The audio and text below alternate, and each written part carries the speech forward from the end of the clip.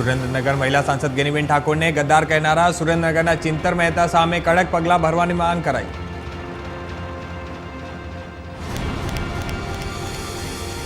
સુરેન્દ્રનગરમાં કોંગ્રેસ બની સક્રિય. કોંગ્રેસ દ્વારા મોહલ્લા બેઠકો શરૂ કરવામાં આવી અને કોંગ્રેસ પુનઃ ઊભી કરવાનો પ્રયાસ. પાલનપુરમાં ભારત વિકાસ પરિષદ પશ્ચિમ શાખાઓનો વાર્ષિક ઉત્સવ. મોટી સંખ્યામાં ભારત વિકાસ પરિષદ પશ્ચિમ શાખાના સભ્યો હાજર રહ્યા. ગણપતિ યુનિવર્સિટીના 20મા સ્થાપના દિન MBA અને ઓડિટોરિયમ ખાતે કાર્યક્રમ યોજાયો. દેવભૂમિ દ્વારકા જિલ્લામાં જંગલમાં એક પ્રાચીન મંદિરના અવશેષો મળી આવી અને આ મંદિર 100 થી 125 વર્ષ જૂનું છે.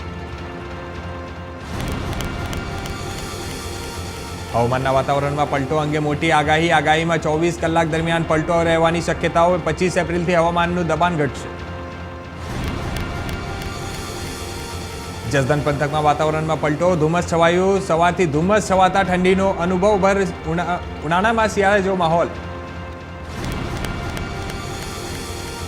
મહેસાણા પોલીસના સફાઈના 3.25 કરોડના ટેન્ડરમાં પોલમપોલ. 2.5 કરોડના ટેન્ડરમાં પોલીસ સ્ટેશનના વિસ્તારની સાઇઝ વધારી.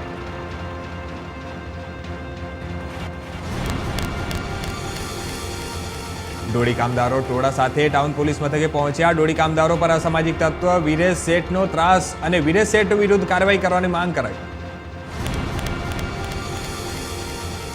સિંચાઈના પાણીની માંગને લઈને કેનાલમાં હવનનું આયોજન. હવન દ્વારા સરકારને જગાડવાનો પ્રયાસ અને ઉનાળામાં સિંચાઈના પાણી માટે કેનાલોમાં પાણી છોડવાની માંગ.